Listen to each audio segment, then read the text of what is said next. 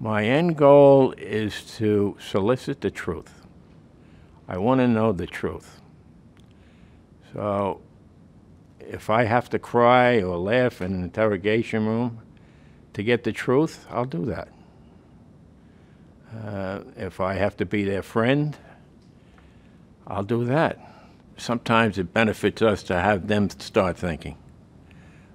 Because when it comes time to talk to them, they get a little confused, especially when they're not telling the truth. I know people are most comfortable about talking about themselves.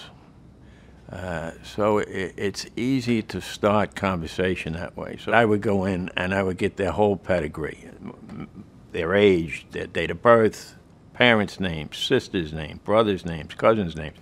I do that for a number of different reasons. If eventually they walk out of the station house on me and we have enough evidence down the road, I at least now have a path to start looking for these individuals if I need that.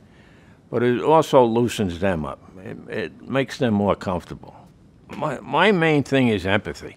I try to convince to them that I understand whatever action they did, I can understand why it was done. Based on my experience, everybody likes to make themselves now the victim, right? So now what they're doing is they're looking for sympathy from me. Right? And I offer that sympathy. I think it's good to do that. There were times I could actually cry in an interrogation room. I felt so bad for them. Whatever I felt it was going to take. Most of the times I could use the empathy routine, that it's not your fault, it's their fault, right? And it worked. So it worked for me. Everybody has a different technique, and that was mine.